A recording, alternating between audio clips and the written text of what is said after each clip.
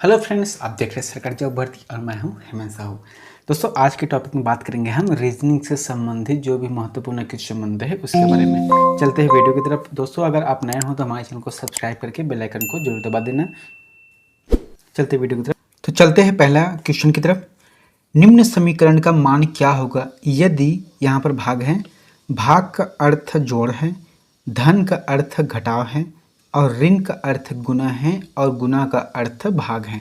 तो निम्न समीकरण का मान क्या होगा? यहाँ पर लिखा है 49 गुणित 7 माइनस 3 भागित 9 प्लस 4। ठीक है, तो फिर इसका जो प्रश्नवाचक चिन्ह है तो यहाँ पर क्या आएगा? दोस्तों, इस तरीके से जो क्वेश्चन है बहुत बार जो है आपको एग्जाम में देखने को मिलेगा, जो कि आपको थोड़ा सा कन्फ्यूजन करेगा। इसमें कुछ करने की ज़रूरत नहीं है, बस जो क्वेश्चन आ रहा है आपको वैसी लिखना है जैसे ये क्वेश्चन के आधार पर कहा गया है। ठीक है, तो आपने को क्या करना है, सबसे पहले इसके जो सिम्बॉलिक है यहाँ पर जो गुना है और जो घटाव है उसको हम सही कर लेते हैं। ठीक है, क्योंकि यहाँ पर कुछ अलग लिखा है तो यहाँ पर हम इसके बारे में थोड़ा सा लिख लेते हैं। जैसे कि क्या लिखा है, यहाँ पर गुना है, यहाँ पर माइनस है, यहाँ पर भाग है और यहाँ पर धन है। ठीक है, अब यहाँ पर देखना क्या होगा, क्या बोल रहा है यहाँ पर कि भाग का अर्थ जोड़ है, तो यहाँ पर भाग है तो इसका अर्थ बराबर क्या हो जाएगा, जोड़ बोल रहे हैं।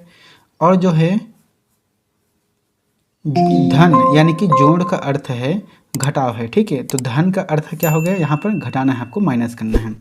उसके बाद जो माइनस का अर्थ है गुना करना है, यहाँ पर जो घटाना है उसको हम क्या करेंगे, गुना लिखेंगे यहाँ से। और जो है लास्ट तक क्या बोला है कि गुना का अर्थ है भाग, यानी कि यहाँ पर जो गुना है उसको हम यहाँ से भाग लिखेंगे। ठीक है, तो आपको इतना करना बहुत ज़रूरी है, तभी जाके ये क्वेश्चन बनेगा। और यह जो आप एक बार अगर सीख लोगे तो फिर आपको कोई देरी करने की ज़रूरत नहीं है, आपका क्वेश्चन चुटकियों में बन जाएगा। ठीक है, अब जो इसका जो मान दिया है हम इसको लिखते हैं यहाँ पर। ठीक है, 49, अब यहाँ पर गुना है तो गुना का अर्थ क्या बोला इसमें, भागित, भाग दे देंगे यहाँ से 7। माइनस अर्थ है तो माइनस का क्या अर्थ बोला है यहाँ पर, गुना, यहाँ से गुना कर देंगे, यहाँ पर 3 लिखेंगे। उसके बाद भाग दिया है तो भाग का अर्थ क्या है, प्लस है, तो यहाँ से आप प्लस कर देना, फिर 9 लिखेंगे। उसके बाद जो प्लस का अर्थ क्या है, माइनस है, तो यहाँ से -4 लिखेंगे। आपके पास जो आंसर है वहाँ आ जाएगा। तो क्या करेंगे, सबसे पहले भाग को देंगे। ठीक है, तो 7 जो है 7 7 49 आ गया, 7 बार में गया यहाँ से, फिर इसको इंटू करके 3 + 9 - 4 बराबर ये आ गया। ठीक है, अब उसके बाद 7 को फिर से गुना कर दो यहाँ से, 7 × 21 + 9 - 4 इंटू जो है ये देखो यहाँ पर कृष्ण प्रश्नवाचक चिन्ह आ जाएगा। ठीक है, इसके बाद क्या करेंगे, प्लस जो 21 है उसको 9 से जोड़ देंगे तो क्या आ जाएगा, यहाँ पर 30 आ गया, फिर -4 बराबर क्वेश्चन। उसके बाद 30 पे -4 को घटा देंगे तो क्या आ जाएगा, 26 आ जाएगा। ठीक है, तो इसका आंसर जो है 26 आ जाएगा। यहाँ पर आप देख सकते हो, यहाँ पर 3rd नंबर पे दिया है 26। ठीक है, तो इस तरीके से इस जो समीकरण है उसको हल करते हैं। दोस्तों, इस एक ही बता देता हूँ, यहाँ पर आपको करना कुछ नहीं है, जो आपको यहाँ पर बोला है, जैसे कि यहाँ पर भाग का अर्थ होता है जोड़ना है, तो जैसा जैसा शब्द बोला है आप उसी शब्दों को इसमें रखते चले जाओ। उसके बाद पहले भाग दो, फिर जो है गुना करो, फिर उसके प्लस जोड़ दो, फिर उसके बाद माइनस कर दो, आपका आंसर जो ऑटोमेटिक आ जाएगा। आपको कुछ करने की ज़रूरत नहीं है। ठीक है, देखते हैं सेकंड क्वेश्चन। दोस्तों, सेकंड क्वेश्चन है, यहाँ पर लिखा है कि असंगत का चयन करें, यानी कि यहाँ पर जो 4 ऑप्शन दिए हैं उसमें से एक जो ऐसा शब्द है वहाँ असंगत है, जो कि तीनों में मैच नहीं खाता। ठीक है, अब हमको देखना है कि इसमें किस तरीके से असंगत है यानी कि अंतर है, तो फिर हम इसको आंसर बता सकें। तो देखो यहाँ पर होता क्या है, इंग्लिश में जो है रहता है ए से लेकर जेड तक जो रहेगा वहाँ 26 अक्षर रहता है। ठीक है, 26 अक्षरों में जो है ए, ई, आई, ओ और यू, ये दोनों होते हैं स्वर, होते हैं स्वर। ठीक है, स्वर हो गए। और जो बाकी का जो 21 अक्षर बचता है वहाँ होता है व्यंजन। ठीक है, अब देखो यहाँ पर क्या हो रहा है, ओ स्वर है, यू भी स्वर है, ए भी स्वर है। ठीक है, उसके बाद क्या बोल रहा है, ए स्वर है, ई भी स्वर है, आई भी स्वर है। उसके बाद जो है एफ, जी, एच, ये जो है स्वर नहीं है, व्यंजन है। ठीक है, और यहाँ पर क्या है, आई है, ओ है और यू है। तो कह सकते हैं ये जो तीनों बना है वहाँ पूरी तरह से जो 3 3 का अक्षर है वहाँ स्वर है, और जो एफ जी एच है वहाँ व्यंजन है। तो इसका असंगत चयन करना है, तो क्या रहेगा इसका आंसर? थर्ड नंबर रहेगा। ठीक है, असंगत यही है क्योंकि ये व्यंजन पर आधारित है और ये जो है स्वर पर आधारित है। तो इस तरीके से अपना सेकंड क्वेश्चन जो है कंप्लीट होता है। दोस्तों तीसरा क्वेश्चन देखते हैं। क्या बोल रहा है प्रश्न में कि संख्या ट्रायल को पूरा करें, यानी कि यहाँ पर जो जो कालखंड दिए गए हैं, ठीक है, यहाँ पर 12 है, 21 है, 31 है, 20, 19, 21 है और जो 28 से 11 है और बीच में जो है क्वेश्चन मार्क है। अब यहाँ पर क्या आएगा, उस शब्द को कैसे छांटेंगे हम लोग? देखो रीजनिंग का अर्थ ही होता है कि आपको किसी भी तरीके से आपको आंसर लाना है शॉर्टकट ट्रिक में, और जहाँ से आपको दिमाग लगाना है, या फिर गुना करो, घटाव करो, भाग करो, जोड़ना करो या गुणनखंड करो, किसी भी तरीके से आपको लाना है। ठीक है, अब देखो एक तो आप इस ऐसी तरीके से हल कर सकते हो, इसको जोड़ते घटाने चलते हैं। ठीक है, यहाँ से ऊपर से नीचे ला लेते हैं।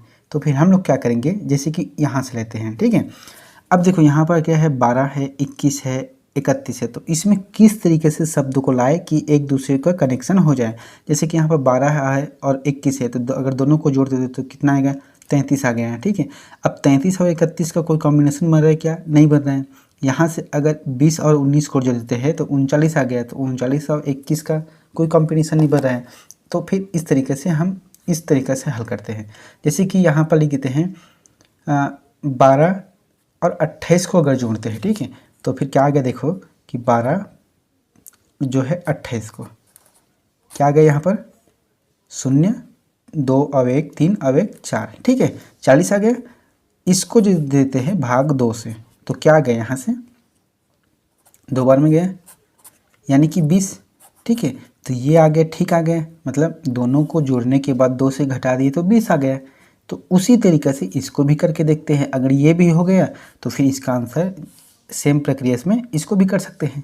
तो फिर क्या करेंगे, 31 प्लस 11 कितना हुआ, यहाँ पर 2 आ गया, यहाँ पर 4 आ गया। इसको भी भाग देते हैं कितने से, 2 से, तो 2 बार में चला गया। ये भी 4 मतलब 4 यहाँ से कट गया, फिर 2 आ गया, 1 बार में गया, यहाँ पर 1 कट गया, तो कितना आ गया, 21। ये भी सही है, मतलब ये जो तरीका अपनाया है वो सही है। तो इसको जो तरीका है आप इसी पर रख दो। क्या करेंगे, 21 प्लस, यहाँ पर 21 आ जाएगा, है ना, 21 प्लस यहाँ पर क्वेश्चन मार्क बटा 2, यहाँ पर क्या आ जाएगा, 19 आ जाएगा। ठीक है, अब इसको कैसे हल करेंगे, तो फिर आपको करना, इसको जो है इससे गुना कर देते हैं। तो कितना आ गया, यहाँ से 21 प्लस क्वेश्चन मार्क है बराबर 19 दूनी 38 आ गया। ठीक है, अब 38 आ गया ना, तो फिर 21 को आप इधर ट्रांसफ़र कर दो क्योंकि यहाँ पर क्वेश्चन मार्क है। तो फिर क्या करेंगे, यहाँ से 38 यहाँ है, 21 है जो प्लस में है, इसको माइनस इधर आ जाएगा, तो 21 आ गया। ठीक है, तो यहाँ पर क्या आ गया, हम यहाँ से लिख लेते हैं, तो क्वेश्चन मार्क कितना आ जाएगा,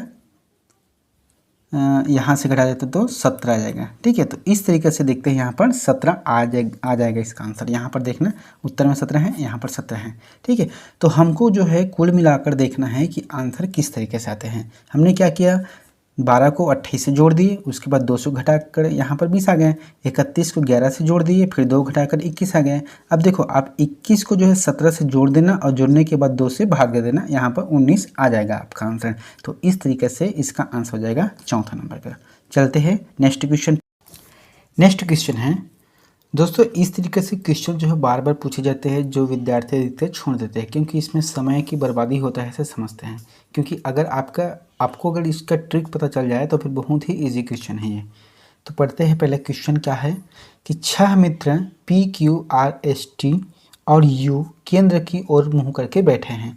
ST के बाएं ओर तीसरा है, RT और U के बीच में नहीं बैठे हैं, SR के ठीक बगल में नहीं बैठा है और जो QT के दाएं दूसरा है।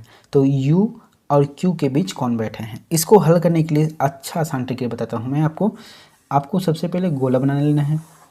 ठीक, गोला बनाने के बाद आपको जो है 6 सीट ले लेना है ताकि अपने मित्रों को 6 जगह यहाँ पर बिठाना है। कितना हो गया, 1 2 3 4 5 6 हो गया। ठीक है, अब जो प्रश्न बोल रहा है आपको उसी में बिठाना है, कुछ करने की ज़रूरत नहीं है। ST के बाएं और तीसरा बैठा है। ठीक, मान लो जो है अपन यहाँ से एक टी ले लेते हैं। ठीक है। और यहाँ पर एस आ जाएगा। क्या बोल रहा है यहाँ पर, एस जो है टी के दाएं तीसरा और बैठा है, तो टी का बायां मतलब दायां इधर हो गया, बायां इधर हो गया, तो फिर इसका बायां कितना है, तीसरा, एक दो तीसरा, ठीक है। अगर दायां भी बोलता है तो फिर यहाँ इस तरह यहाँ आ जाएगा, है ना। अब देखो यहाँ पर क्या बोला है अब देखो यहाँ पर क्या बोला है उसके बाद कि आर टी और यू के बीच में नहीं बैठे हैं। आर जो है टी और यू के, टी तो यहाँ पर है लेकिन यू कहाँ पर है ये भी पता नहीं है, और जो आर के बारे में पता नहीं, इसलिए इस जो टॉपिक है इसको हम छोड़ देते हैं। अब पढ़ते हैं कि एस आर के ठीक बगल में नहीं बैठा है। एस जो है आर के ठीक बगल में नहीं बैठा है, तो जो है एस है यहाँ पर है, तो आर को एक तो यहाँ होना चाहिए, यहाँ पर होना चाहिए, लेकिन यहाँ पर क्या लिखा है कि नहीं बैठे हैं, तो फिर आर जो कहाँ पर आ जाएगा, एक तो यहाँ पर आएगा या फिर यहाँ पर आएगा, तो हम लोग यहाँ पर ले लेते हैं और यहाँ पर भी ले लेते हैं, क्योंकि एक को हम यहाँ से हटा देंगे बाद में, ठीक है। यहाँ पर आ गए, एक यहाँ पर एक कंप्लीट हो गए। उसके बाद देखना यहाँ पर क्यू टी के दाएं दूसरा है। अब देखो टी के दाएं दूसरा, तो दाएं कौन से है, टी का ये एक और दो, यहाँ पर आ गया, क्या है क्यू बैठे हैं, तो इसको हम क्यू यहाँ पर ला लेते हैं, ठीक है।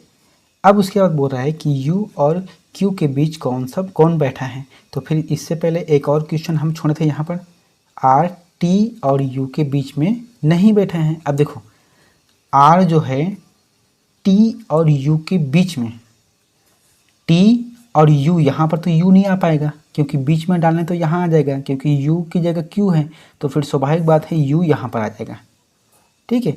अब जो है r जो है t और u के बीच में नहीं बैठा है, मतलब r यहाँ पर रहेगा और यहाँ पर जो r हट जाएगा। अब क्या बोल रहे हैं, यहाँ पर एक सेंटेंस नहीं दिख रहा है। कौन सा सेंटेंस नहीं दिख रहा है, p के बारे में कुछ नहीं कहा गया है, इसका मतलब p जो रहेगा यहाँ पर आ जाएगा, ठीक। बन गया यहाँ पर जो 6 सीट है t p u s q r, ठीक है। ये 6 मित्र जो है केंद्र की ओर मुँह करके बैठा हुआ है। अब प्रश्न क्या बोल रहा है कि u और q के बीच में कौन बैठा है, तो ये हो गया u और ये हो गया q, तो q और u के बीच में कौन बैठा है, s बैठा है, तो इसका आंसर क्या आ जाएगा, s आ जाएगा। हुआ ना, बहुत इजी। आपको करना कुछ नहीं है, आपको एक मेज बनाना है। मेज बनाने के बाद जैसा जैसा शब्द बोल रहा है आप उसी को बैठाते चलना है। अब बैठाते चलो जाओगे तो आपका आंसर जो है लास्ट में खुद से वो बन जाएगा, आपको हल करने की ज़्यादा ज़रूरत नहीं पड़ेगी। तो इस तरीके से इसको हल करते हैं। चलते हैं एक और लास्ट क्वेश्चन की तरफ। दोस्तों ये लास्ट क्वेश्चन है आज का जो वीडियो है उसका, तो इसके बारे में हम देख लेते हैं कि निम्न में से असंगत युग्मक का चयन करना है, यानी कि जो 4 ऑप्शन दिए हैं इसमें से कौन सा ऑप्शन जो है असंगत है। अब देखो यहाँ पर क्या बोला है, आदमी है, जो आदमी का जो संगत क्या दिया गया है, कक्षा दिया गया है, तो स्वाभाविक बात है आदमी का कक्षा असंगत है, ये इसका आंसर जाएगा। क्योंकि देखो अंगूर क्या होता है, अंगूर जो बहुत सारे रहते हैं उसको क्या बोलते हैं, गुच्छा बोलते हैं, ये सही है। और जो मधुमक्खियों का जो बहुत सारे मधुमक्खी रहते हैं उसको झुंड बोलते हैं मधुमक्खियों का, ठीक है। अगर फूलों का बहुत सारा हो तो फूलों को गुलदस्ता बोलते हैं, लेकिन आदमियों का अगर बहुत ज़्यादा हो आदमी वहाँ पर तो उसको कक्षा नहीं बोलते, है ना। तो फिर इस तरीके से इसका आंसर हो जाएगा फर्स्ट नंबर का, आदमी कक्षा का जो संबंध है वहाँ असंगत है।